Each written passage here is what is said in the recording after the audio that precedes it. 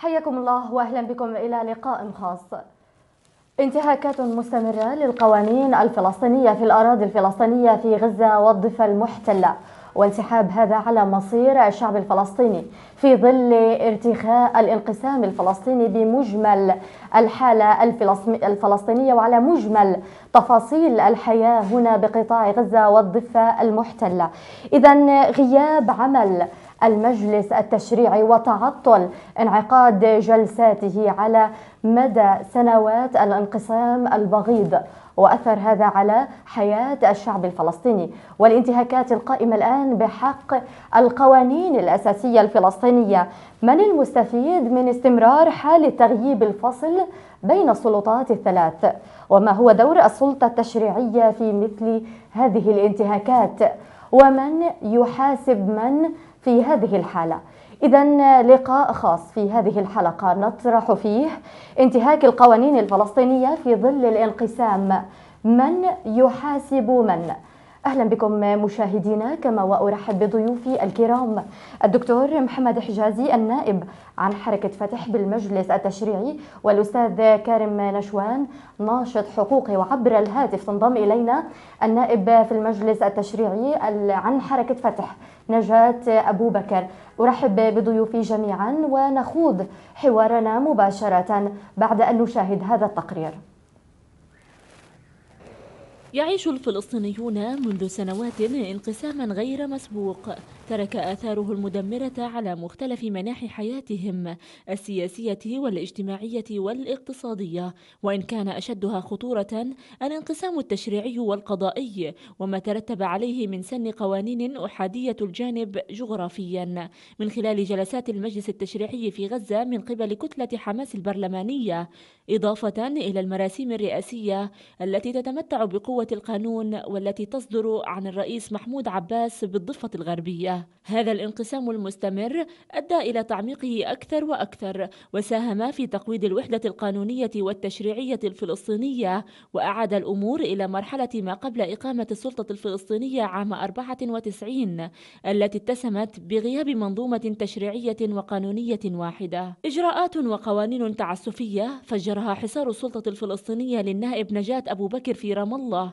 حالة من التنديد والسخط الشعبي في غزة لدى حركة فتح والفصائل الفلسطينية الأخرى والنواب، في ظل إصرار رئيس السلطة الفلسطينية محمود عباس على استجواب النائب أبو بكر وإخضاعها للتحقيق على خلفية مواقفها المؤيدة لإضراب المعلمين في الضفة الغربية، الأمر الذي اعتبرته الفصائل الفلسطينية تجاوز خطير لكل الخطوط الحمراء وتعد على شرعيات وصلاحيات المجلس التشريعي. فالفصائل والكتل البرلمانية يصبون جل غضبهم على ممارسات السلطة القمعية بحق الشخصيات النيابية والاعتبارية، والتي تشكل مخالفة واضحة للقانون الأساسي الفلسطيني الذي قبلته جميع الكتل البرلمانية عندما قررت خوض الانتخابات التشريعية عام 2006.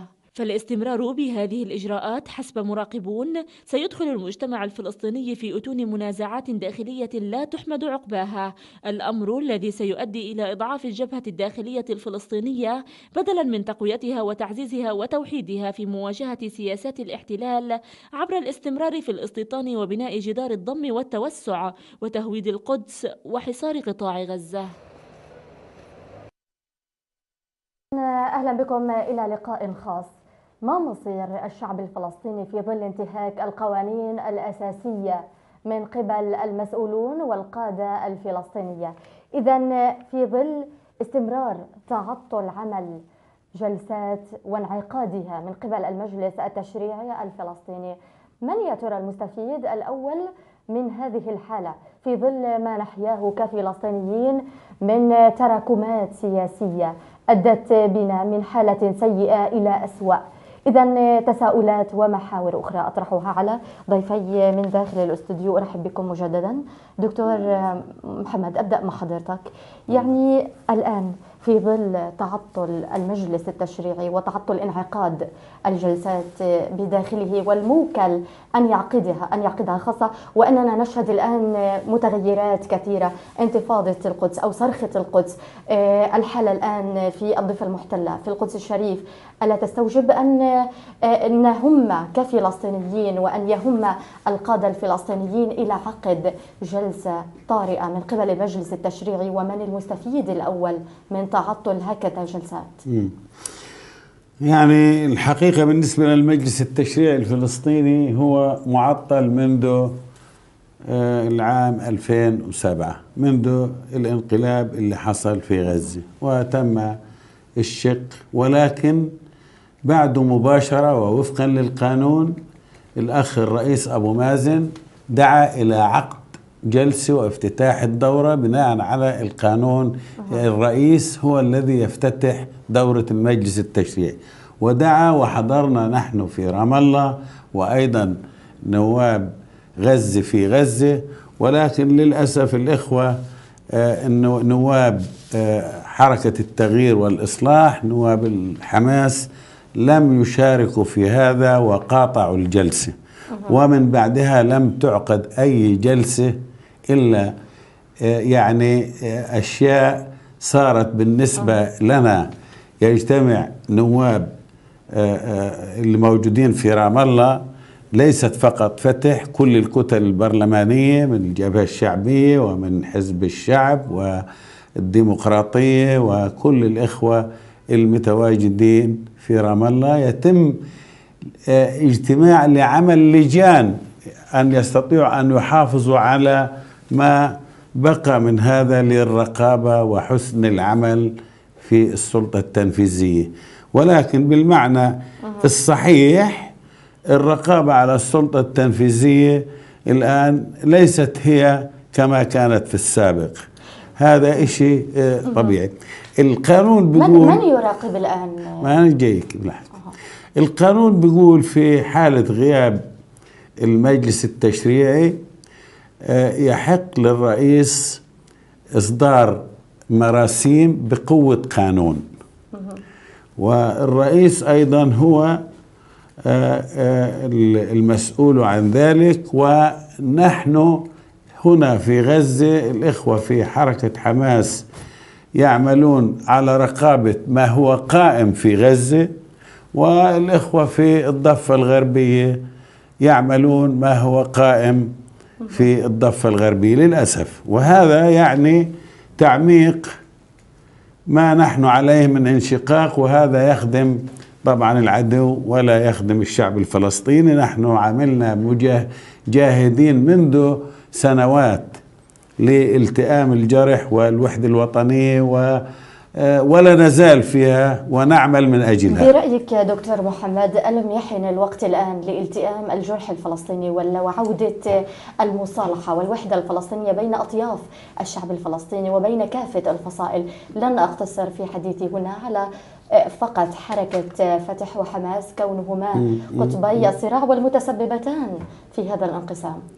صح، وليست نحن جاهدين لا نزال نعمل من أجل الوحدة الوطنية، لم نحسم الأمور، ولن نوافق على أن يكون هناك انشقاق أبدي ما بين الضفة والقطاع. الضفة والقطاع جزء واحد، وأيضا حماس وفتح كلها حركات تحرر وطنية، ولكن بالنسبة لنا الإخوة في حماس هم خصم سياسي وليست عدو، وكل منا له إيديولوجيته وله أيضا مبادئه من أجل العمل.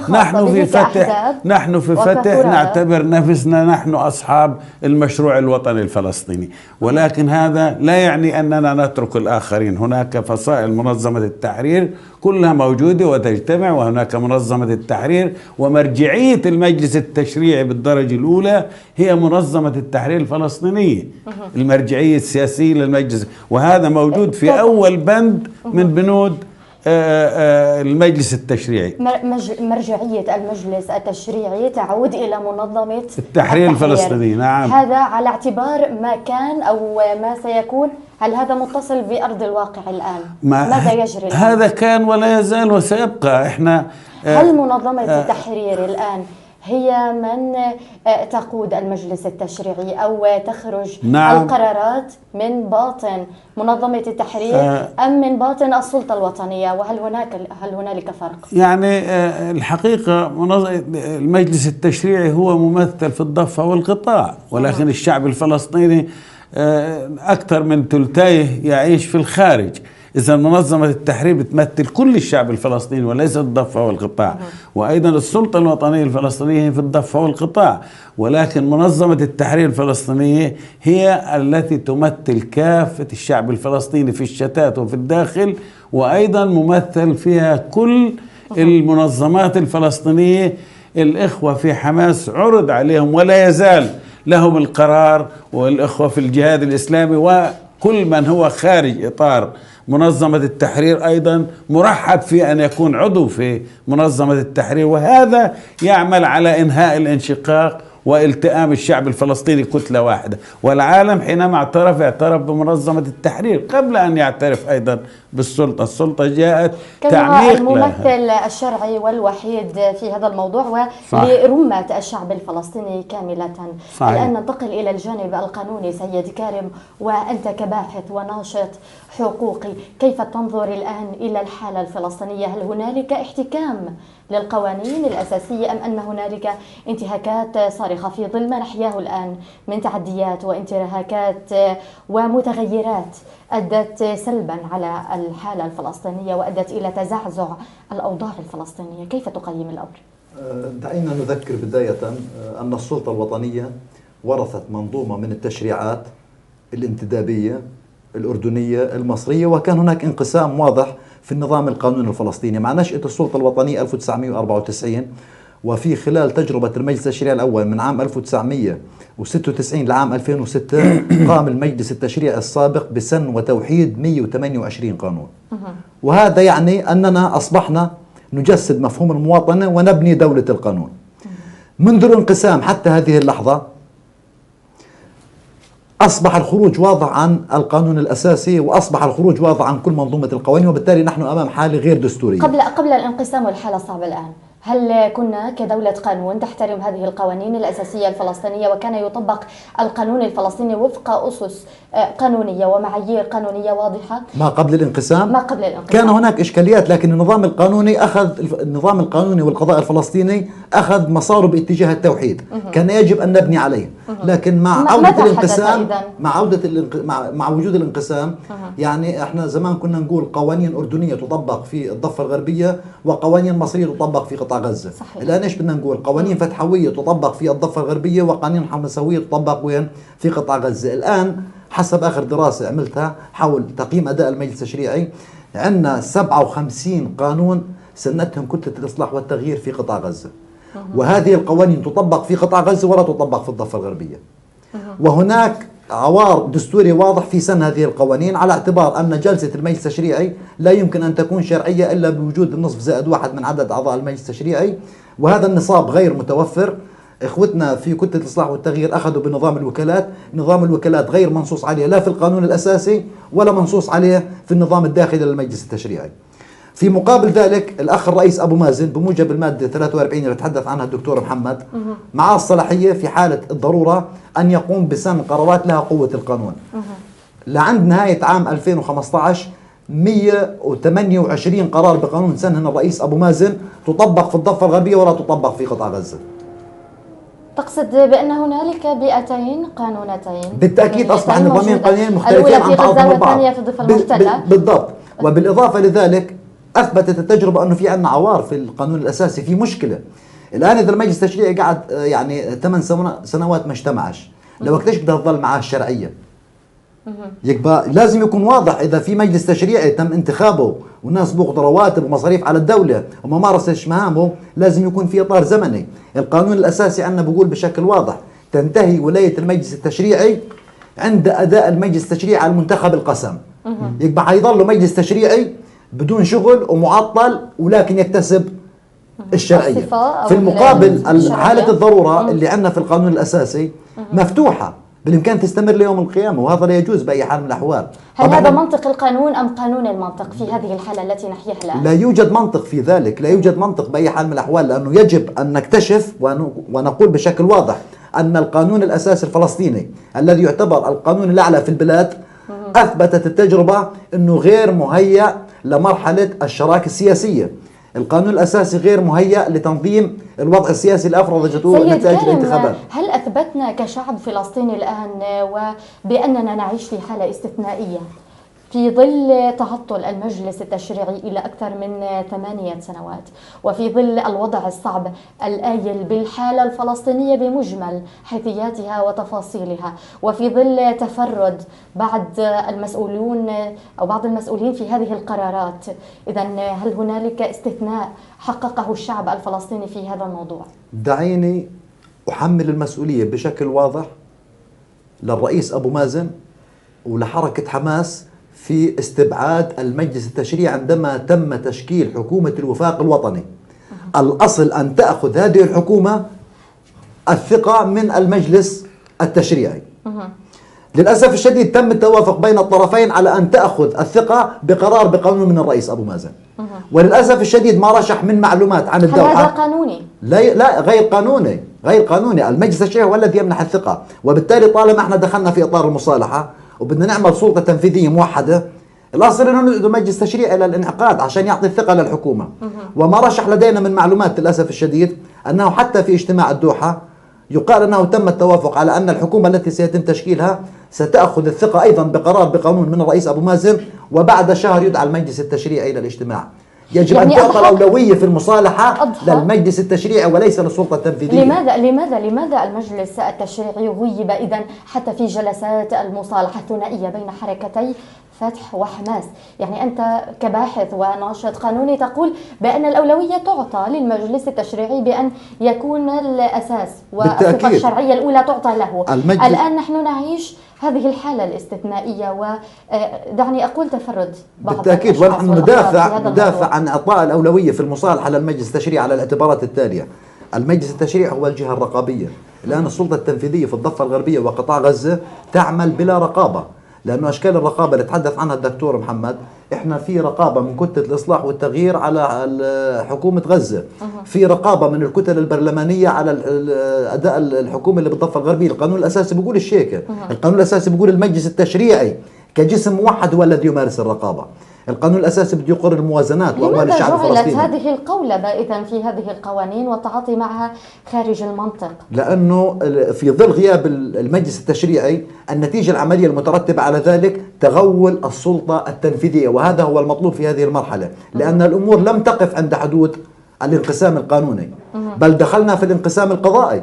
جسم قضائي في الضفة الغربية مستقل عن جسم قضائي في قطاع غزة. دخلنا في الانقسام الاقتصادي، ضرائب تفرض في الضفة الغربية وضرائب تفرض في قطاع غزة، وبالنتيجة النهائية والمحصل لهذا الوضع زيادة الفقر، زيادة البطالة، غياب الرقابة، انتهاكات لحقوق الإنسان، تدمير مصالح الفئات المهمشة. لذلك هذا الانقسام هو أسود بكل المقاييس، ولا يعبر عن مصلحة الغالبية الساحقة من أبناء شعبنا. لذلك نؤكد ونجدد الدعوة لضرورة إنهاء هذا الانقسام، ونأمل أن يكون في هناك نجاح للمفاوضات التي تجري باتجاه المصالحة، ولكن يجب أن تبنى على أسس صحيحة، بأن تكون الأولوية للمجلس التشريعي في المصالحة. في نهاية هذه الحلقة سنخلص ببعض التوصيات وبعض الرسائل التي يمكن أن نخرج بها من خلال هذه الحلقة، لكن قبل أن نخوض إلى هذه وننتقل إلى هذه التوصيات، دكتور محمد، أنتم الآن كنواب في المجلس التشريعي، حدثني عن دوركم في مواجهة هذه الانتهاكات الصارخة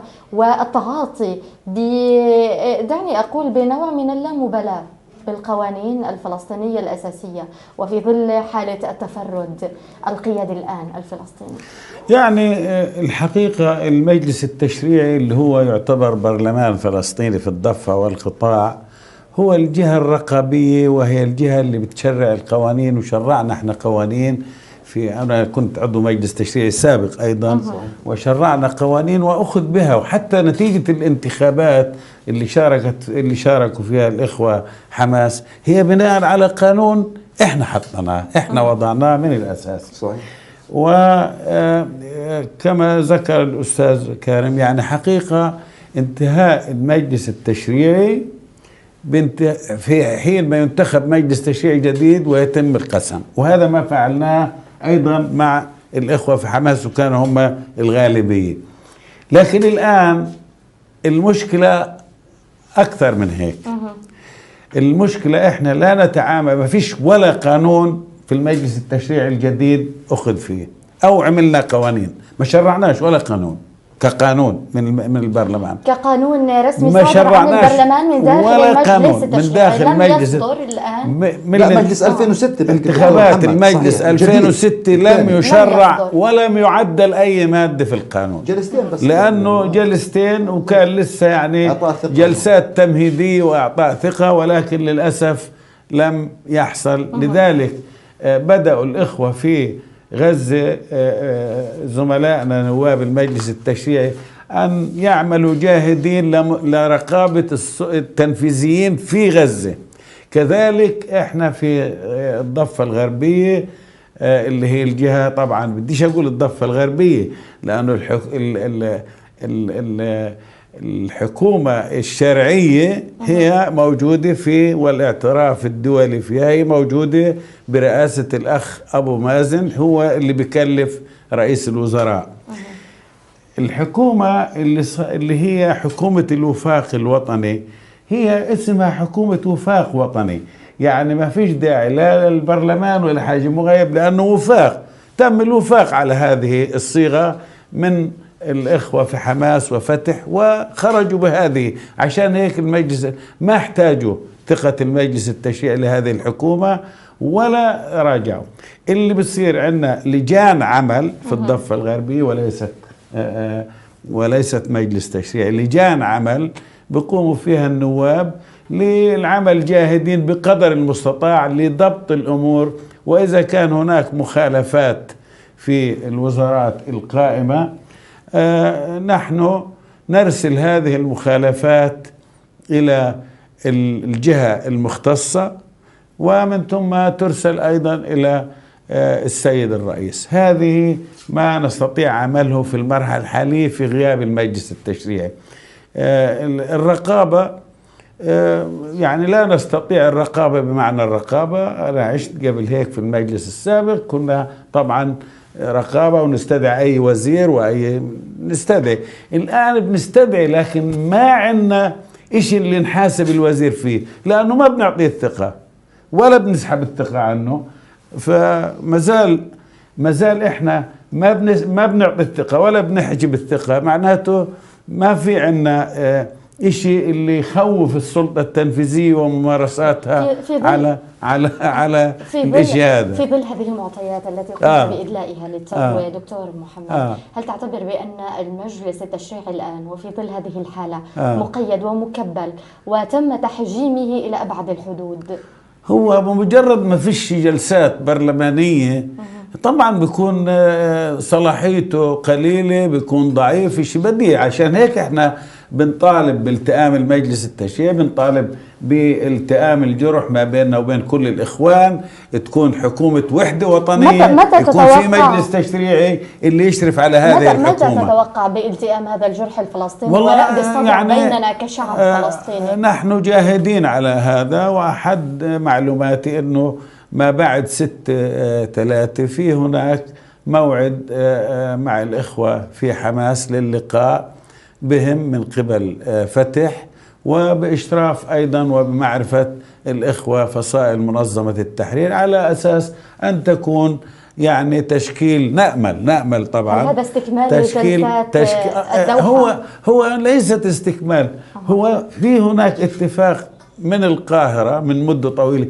هو اللقاء لتنفيذ ما اتفق عليه وليس تقصدون باتفاق الشاطئ والذي تم بعد العدوان الأخير على قطاع هي الآن نشهد هذه الحوارات التفاهمية بين الثنائي حركة فتح وحركة حماس في الدوحة، وأنت قلت قبل قليل بأن هنالك سيعقد جلسة أخرى بين الثنائي، يعني نفهم من هذا أن جلسات الدوحة ستستكمل لرأب الصدع بيننا كفلسطينيين. صحيح، من أجل العمل على تنفيذ ما اتفق عليه، اللي هي تشكيل حكومة وحدة وطنية، حتكون فصائلية. هل أنت متفائل؟ يعني أنا، ما هو حتى لشعبنا بنقدرش نحكي في هذا، لأنه تجربة الناس 9 سنين والله 8 سنين وشكلنا حكومة مكة وفشلت وكذا وكذا، فبطلنا نحكي، قلنا لما نشوف الواقع. يعني دعني أنقل لك على لسان المواطن الفلسطيني الآن بأنه يقول قد يئس وتشائم جدا من أن يخرج هذه اللقاءات، أن تخرج هذه اللقاءات الثنائية بشيء إيجابي أو بنوع من الإيجابية لصالح الشعب الفلسطيني، وأن تتم المصالحة الفلسطينية. كثيرة هي التفاهمات والحوارات والجلسات التي تمت بين حركة فتح وحماس وبحضور بعض الفصائل الفلسطينية قبل اتفاق أو هذه الجلسات في الدوحة، لكن هذه الجلسات قد عادت إلى أدراجها وعفى عليها الزمن. هل نتأمل كثيرا؟ يعني الشعب الفلسطيني لا يمكن ييأس، لأنه له 70 سنة بناضل ضد الاحتلال وما يأسش، وهذا أكبر دليل عليه. فكيف بده ييأس من اللقاءات اللي هي بتصير بشكل مستمر؟ صح أنه دامت وطالت المدة، لكن في النهاية لا يوجد أي حلول أمامنا بدون حكومة وحدة وطنية وبدون التئام الشعب الفلسطيني، وأن يكون كله تحت مظلة واحدة، وهي مظلة منظمة التحرير. وبكرر أنا هذا الحديث لأنه هي الحضن لكل الشعب الفلسطيني. ولا هذا لا يعني إذا كان فشلنا أول مرة في التئام الجرح وثاني مرة وثالث مرة إن نسكت، لا، إحنا متواصلين.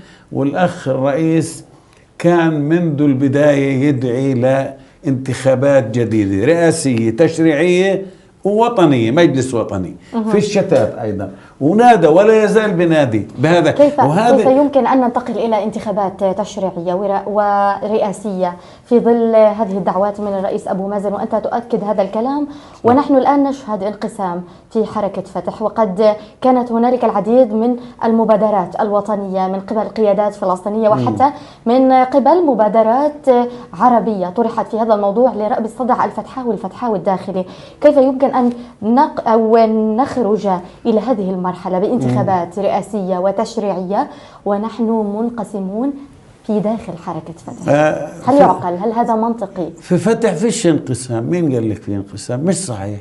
فتح هي فتح طول عمر هيك، فتح حركة تحرر، وبصير خلافات بيننا، لكن أمام الانتخابات اللي صارت وأمام المعارك اللي صارت من لبنان، من أيام الأردن ومرورا بلبنان، ومن ثم في الشتات، ومن ثم في الضفة والقطاع والقدس، فتح ما فيها انشقاق. لا، فتح بصير يعني تعبير عن الآراء، ولكن حين هل ما يجري اختلاف في وجهات النظر؟ أنا في نظري، أنت تعتبره اختلاف في وجهات النظر؟ أنا في نظري فتح ما فيش فيها خلاف. هاي فتح هيك، وأكبر دليل على هيك خضنا احنا انتخابات أولى وانتخابات ثانية، وكانت فتح موجودة ورقة واحدة وليست ورقتين، في 2000 في 1996 وفي 2006 كانت فتح موحدة، ولا نزال احنا موحدين. وأكبر دليل على ذلك انه صح بتصير خلافات بين هنا وهناك، ولكن فتح كلمة واحدة وليست كلمات ومعبرة. نحن جميعا منتميين ومنتسبين إلى حركة فتح، وأيضا ما تنتخبه فتح فهو القائد. كانت ولا زالت حركة فتح هي الثورة الأولى والمفجرة الأولى للانطلاقة الفلسطينية، والثورة الأولى وقادة المشروع الوطني الفلسطيني. أنت تعتبر الآن أن ما يجري هو اختلاف في طرح وجهات النظر فقط؟ صحيح. لا يرتقي هذا الوصف إلى أن نقول بأن هنالك انشقاق في الحركة الداخلية. لا يوجد انشقاق. فتح فيش عندنا فتحين، فتح واحدة.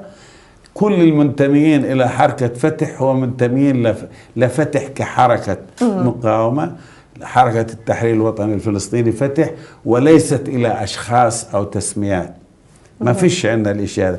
كان الرئيس ياسر عرفات والجميع يعرف رمزنا وتاريخنا ورئيس فتح، والآن رئيسنا هو أبو مازن المنتخب. والمستقبل يعني فتح مسيرة وشغله، وهي محتضنة الشعب الفلسطيني، وهي الحضن الدافئ للشعب الفلسطيني. أما آراء مختلفة بتصير. مش ما بتصيرش، كل يوم بصير بيننا وبين بعض آراء، لكن في الآخر نحن نصب في بوتقة واحدة وليست بوتقة. هل ما نشهده الآن وما جرى من محاصرة النائب في المجلس التشريعي دكتور نجاة أبو بكر يرتقي إلى أن نسمي هذا اختلاف في وجهات النظر قادة القادة الفلسطيني أو القيادة الفلسطينية أن تبرر هذه الجريمة، دعني أقول، باعتقال نائب في المجلس التشريعي، ونتعرف أكثر على وجهة القانون في هذا الموضوع. لكن قبل أن نأخذ الإجابة منك دكتور محمد، ما رأيكم الآن أن نذهب وأن نشاهد هذا التقرير أو الفوكس بوب الذي نعرض فيه آراء الكتاب والقيادات والنشطاء فيما يجري من انتهاك للقوانين الفلسطينية؟ نتابع سويا.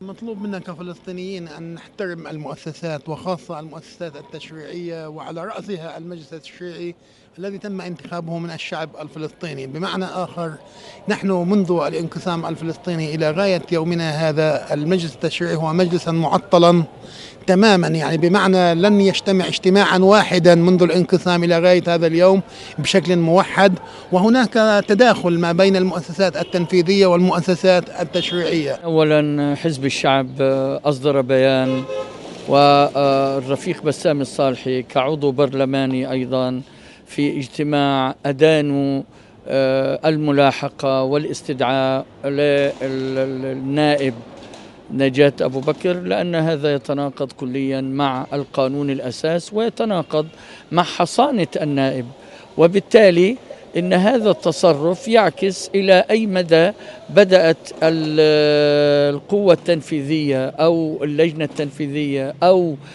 ما تسميه بالتغول على المواطن الفلسطيني، وخصوصا إذا حاول بشكل أو بآخر أن يعتدي على حصانة النائب نجاة أبو بكر. بدنا نعرف إحنا كمواطنين إنه المجلس التشريعي مجلس مغيب ومجلس معطل ومجلس فقد شرعيته، لأنه بعد 4 سنوات في القانون الفلسطيني الأساسي تنتهي صلاحية المجلس التشريعي وبكون في انتخابات. للأسف الشديد غياب وتعطل المجلس التشريعي هو انتهاك صارم للقانون الأساسي الفلسطيني، لأن المجلس التشريعي هو من سيسن القوانين. الحل يكمن في إجراء الانتخابات، لأن الانتخابات حق دستوري ووطني وحق قانوني. يعني بالتأكيد السلطة التشريعية يجب أن تكون هي السائدة في كل الحياة الفلسطينية. السلطة التشريعية هي التي تقر القوانين، وهي التي تراقب وتتابع كل مجريات الحياة السياسية والحياة المجتمعية والاقتصادية في المجتمع، وهي صاحبة الصلاحية في إقرار هذه القوانين.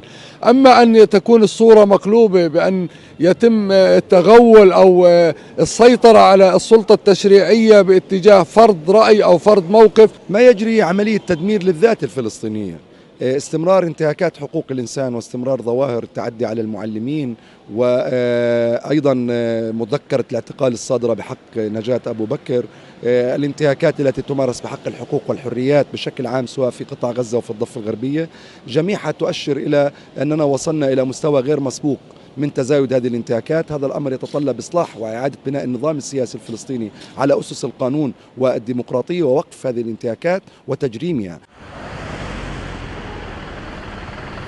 إذا أهلا بكم من جديد مشاهدينا. كنا قد وعدناكم في بداية هذه الحلقة من لقاء خاص بأن تكون معنا عبر الخط الهاتفي الدكتورة نجاة أبو بكر النائب عن حركة فتح في المجلس التشريعي. نعتذر عن عدم انضمام الدكتورة لأسباب وظروف خاصة تتعلق بها، ومجددا الآن نحن أمام هذه الجريمة التي قد ترقى فعلا إلى جريمة لانتهاك حقوق الإنسان في الأول أو في البداية، ثم انتهاكا للقوانين الأساسية. نحن الآن فعلا أمام جريمة، ونحن على مدخل اعتقال نائب في المجلس التشريعي. قبل أن أعود إليك دكتور محمد، الآن بس أو دعنا نفهم فقط الحالة القانونية. هل يحق للنائب العام إصدار أمر باعتقال النائب في المجلس التشريعي الدكتورة نجاة أبو بكر؟ هل مخول له هذا الأمر أم ماذا؟ بالتأكيد لا يحق له بأي حال من الأحوال ما يجري مخالفة أولا واضحة للقانون الأساسي. ميزة عضو المجلس التشريعي أنه لا يعتبر موظف، هو منتخب من الشعب، وبالتالي الحصانة تمثل حصانة الشعب، هو نائب عن الشعب، وبالتالي لا يجوز بأي حال من الأحوال حسب القانون الأساسي لا مساءلة ولا محاسبة عضو المجلس التشريعي لا جزائيا ولا مدنيا بأي حال من الأحوال، إلا في حالة واحدة فقط، أن يتم ضبطه متلبسا في جناية. في جناية، ضبطه متلبسا في جناية. ضربت هذه الحصانة البرلمانية في عرض الحائط. هذا لسه أولا بالنسبة للقانون الأساسي وبالتالي ما يجري هو مخالفة لأحكام القانون الأساسي، يعني بمعنى هذا إجراء غير دستوري. ثانيا في عندنا قانون رقم 10 لسنة 2004 حقوق وواجبات أعضاء المجلس التشريعي، يتحدث عن إجراءات واضحة. فلنفترض أن عضو المجلس التشريعي ارتكب بشكل متلبس جريمة، إيش القانون بيقول في هذه اللحظة؟ على النائب العام أن يطلب من المجلس رئيس المجلس التشريعي بطلب التحقيق مع النائب اللي ارتكب جناية في حالة تلبس، ويحولها للجنة القانونية وتقدم تقريرها ويصوت المجلس، ونحتاج لأغلبية ثلثين لرفع الحصانة عنه حتى نأخذ أمر باعتقاله. ما يجري مع الدكتورة نجاة يضرب بعرض الحائط القانون الأساسي وحقوق وواجبات أعضاء المجلس التشريعي، لذلك هو إجراء غير دستوري، إجراء غير قانوني، هو شكل من أشكال دعينا نقول التعدي على القانون والتعدي على حقوق النائبة وعلى إرادة الشعب الفلسطيني. هذا نسف لمفهوم دولة القانون. هل السلطة التنفيذية من حقها أن تتغول وتقوم باعتقال وتنوي اعتقال نائب كالنائب في المجلس التشريعي الدكتورة نجاة أبو بكر مهما كانت الأسباب؟ أنت تحدثت سابقا بأن هنالك يمكن في حالة واحدة فقط، وهي أن يتم ضبط النائب بحالة جنائية بتلبس بارتكاب جناية، صحيح، وهذا لا ينطبق على حالة الدكتورة نجاة ولا على غيرها. ما المبرر إذن في اعتقال أو في إصدار أمر اعتقال النائب دكتورة نجاة؟ حسب حديث النائب العام، هو مش موجود معنا، يعني حسب ما اطلعت هو يدعي أن هناك يعني قضايا جزائية مرفوعة على الدكتورة نجاة، وهذا غير صحيح، لأنه لو صح أنه في قضايا جزائية مرفوعة عليها هو مين بده يحرك الدعوة الجزائية؟ النائب العام. بس يجب أن يتبع الإجراءات، أن يبلغ رئيس المجلس التشريعي، ورئيس المجلس التشريعي بحول للجنة القانونية، هيئة المكتب تتابع ذلك، يصوت أعضاء المجلس التشريعي على رفع الحصانة. إذن عملية قانونية تتم بامتياز بإجراءات. وأيضا النظام الداخلي للمجلس التشريعي، وربما الدكتور محمد يعرف جيدا أن النظام الداخلي أيضا للمجلس التشريعي حدد الإجراءات اللي بتم فيها استجواب عضو المجلس التشريعي في هكذا حالة. أما هذا يعتبر تعدي من النائب العام على أحكام القانون الأساسي وللأسف الشديد وعلى أحكام القانون العادي، علما بأن النائب العام يجب أن يكون سيف العدالة. دعيني أذكر بمقاربتين. الأولى، السيد الرئيس أبو مازن أصدر قرار بقانون بتعيين قاضي قضاة. السيد الرئيس تراجع عن القرار بقانون لأنه لم تتبع الإجراءات الصح، وهذه كانت سابقة جيدة، واحترم قرار مين؟ المحكمة العليا عندما قالت هذا التعيين غير صحيح. طب كل العالم وكل القوى وكل المفكرين القانونيين وكل العالم بيقول انه الاجراءات المتبعه ضد الدكتور نجاة مش قانونيه ومش دستوريه، لماذا لا يتم التراجع عنها؟ سيد كريم، ننتقل الان الى دكتور محمد. انت اصريت قبل قليل وقلت بان حركه فتح تشهد الان فقط اختلاف في وجهات نظر، هل هذا الامر ينسحب على ما جرى بحق النائب في المجلس التشريعي دكتوره نجاة؟ الدكتوره نجاة ما بتمثلش يعني جناح في فتح او شق في فتح.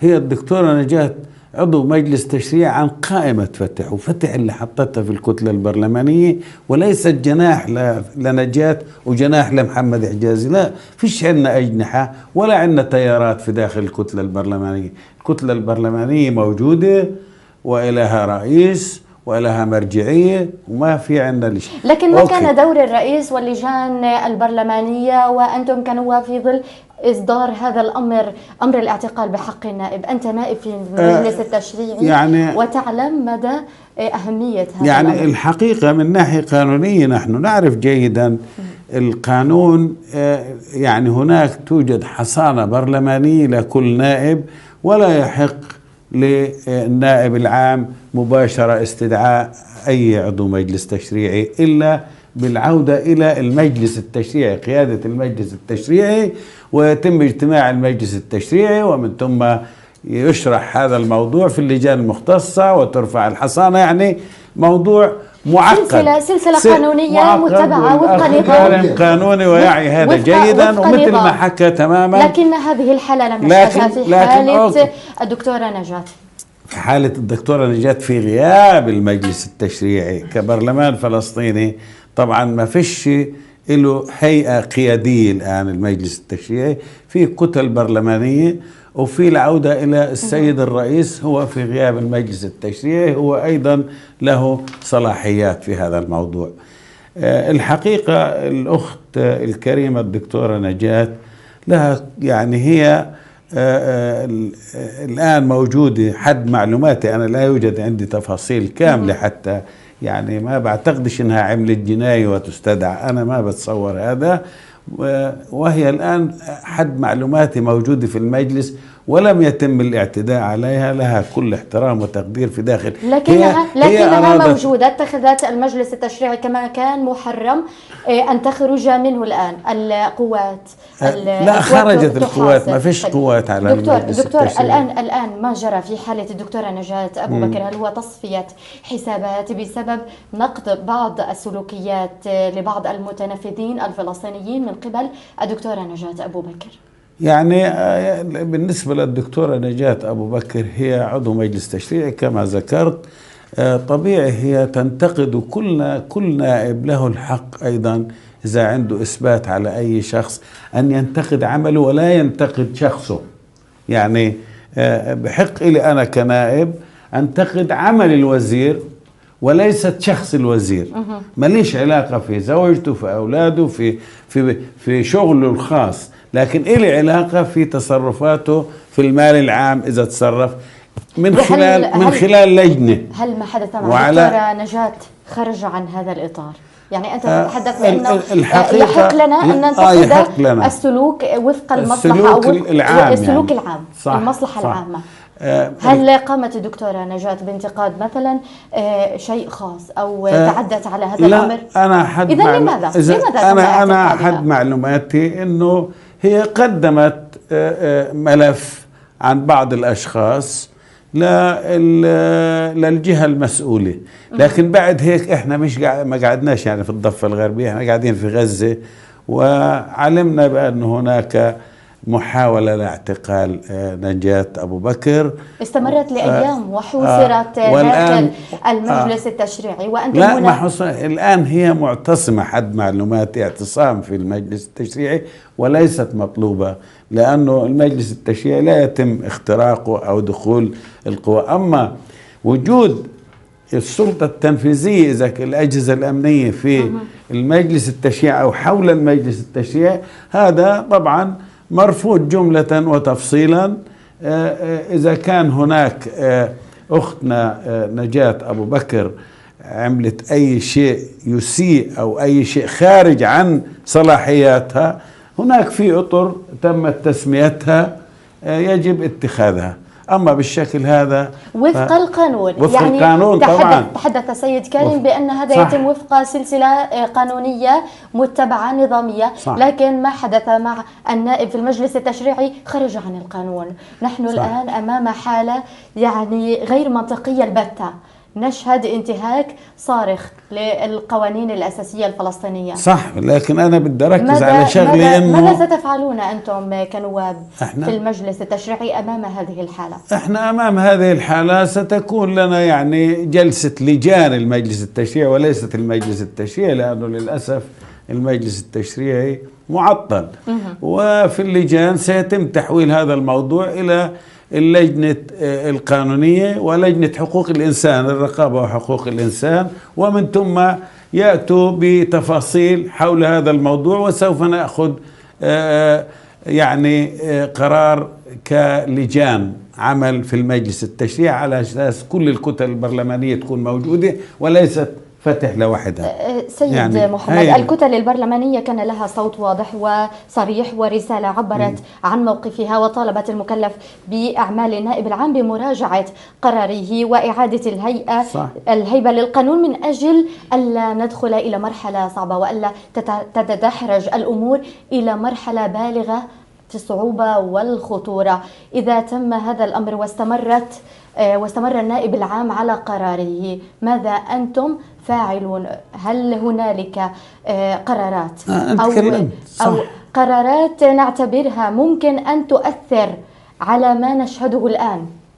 يعني أنا حكيت إنه إحنا حيتم اجتماع لنا كلجان عمل، ومن خلال لجان العمل ستكلف لجنة الرقابة وحقوق الإنسان لمعرفة ماذا يجري مع الزميلة الدكتورة نجاة أبو بكر، وعلى ضوءها ليست فتح بل الكتل البرلمانية يجب أن تتخذ قرار بهذا الموضوع. فقط الأمر سيقتصر على لجان الكتل البرلمانية ولجان العمل. ما هو هي وين بدنا ناخذ القرار؟ يعني القرار يأخذ في لجان العمل. طيب. يعني سيد كريم الآن هذه الحالة الخارجة بالمطلق عن المنطق القانوني، كيف يمكن أن نجد مبررا قانونيا قد يؤدي إلى حلحلة هذا الوضع؟ يعني بداية أنا من حقي كمواطن فلسطيني وكرجل قانون وكحقوقي أثير السؤال التالي. تفضل. إذا كانت الدكتورة نجاة أبو بكر عضو برلمان، وإذا كانت الدكتورة نجاة أبو بكر من حركة فتح وهي حزب السلطة تتعرض لهذه الإجراءات التعسفية، ماذا يحدث مع المواطن العادي؟ هذا سؤال يحتاج إلى إجابة. معضلة هنا، أنت يعني أنا جوهر مشكلة، وبالتالي ممكن المواطن العادي ينداس. يعني إذا في عضو برلمان ومن حزب السلطة والدكتورة نجاة معروفة يعني بتاريخها الوطني وبدورها والى آخره تتعرض لهذه الإجراءات التعسفية وتكاد يتم مداهمة المجلس التشريعي لاقتحامها، طب المواطن العادي إيش وضعه القانوني؟ لذلك احنا هذه الإجراءات يجب أن يتم الكف عنها بشكل سريع. أنا تقديري أنه المصالحة بنيت على معايير غير صحيحة، وأنا لي تحفظات على المصالحة. الانقسام أثبت فشل العقد الاجتماعي السابق الذي قام المجلس التشريعي السابق بسنه، وهو القانون الأساسي. القانون الأساسي هو العقد الاجتماعي ما بين أبناء الشعب الفلسطيني على شكل النظام السياسي وطبيعته وحقوق وواجبات المواطنين. طالما حدث الانقسام هذا يعني أن أنا بحاجة لعقد اجتماعي جديد. طب أنا بدي أسأل سؤال، افرض إحنا عملنا انتخابات كمان مرة في إطار مصالحة دكتور محمد وطلعت النتائج نفس النسبة وقعدنا كمان 10 سنين المجلس التشريعي الجاي المنتخب ما اجتمعش، ماذا نفعل؟ يجب أن نعود لقراءة القانون الأساسي وإبراز كل ما اعتراه من ثغرات. إحنا عندنا المجلس التشريعي بيقدرش يشيل الرئيس، والرئيس بيقدرش يحل المجلس التشريعي ويدعي لانتخابات جديدة. فيش في مشاكل، يعني الانقسام أثبت أنه في مشاكل يجب على اثنين. هل المشاكل، قبل أن ننتقل إلى النقطة التالية بعد إذنك، هل المشاكل أثر على القضاء الفلسطيني؟ بمعنى هل ترى بأن القضاء الفلسطيني الآن قضاء محيد؟ لا، غير محيد على الإطلاق. أنا بذكر الدكتور محمد النائب العام يجب أن يحصل على الثقة من البرلمان. النائب العام السابق كان بيحصل على الثقة من البرلمان، الآن لا يحصل على الثقة من البرلمان. لذلك بالإمكان الضغط عليه من السلطة التنفيذية.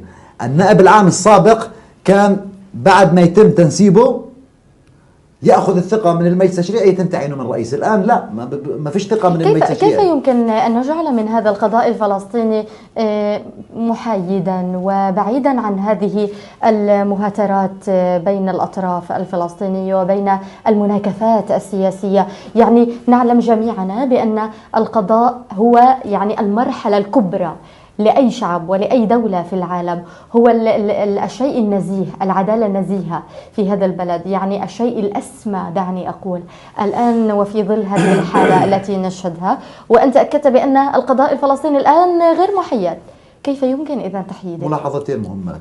الأولى، احنا بنحمل مسؤولية وجزء من المسؤولية لأعضاء المجلس التشريعي. المجلس التشريعي كانت وظيفته أن يحاسب ويسائل على الانقسام اللي صار في إطار السلطة التنفيذية. هذه وظيفته. صار انقسام في السلطة التنفيذية، اشتبكوا الناس مع بعض. إيش وظيفة المجلس التشريعي؟ أن يسائل ويحاسب. اللي قام به المجلس التشريعي أنه نواب حماس أصبحوا جزء منهم مؤيد للانقسام، ونواب فتح صاروا ضد الانقسام، يعني بمعنى أصبح أعضاء المجلس التشريعي جزء من حالة الانقسام، وهذا لا يجوز. اثنين، فيما يتعلق بالسلطة القضائية، تم تعيينات قضائية بطريقة غير مشروعة في قطاع غزة.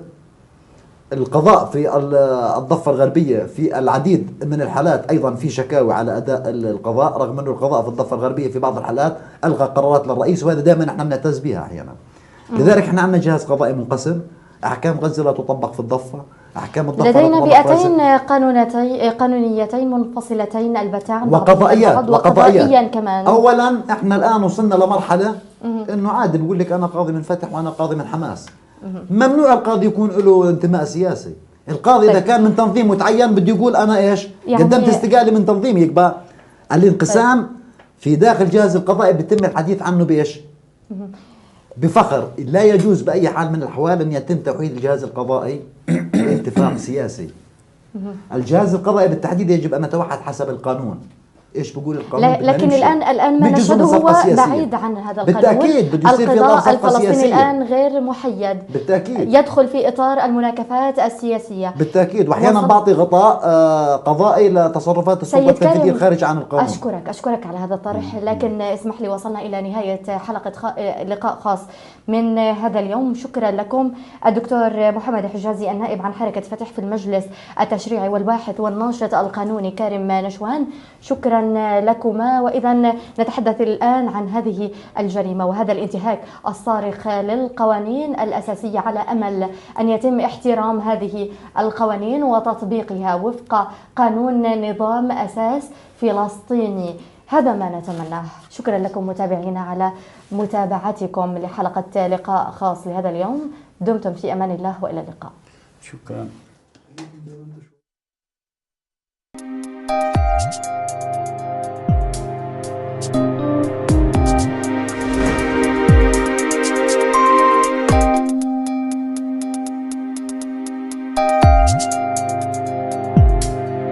you.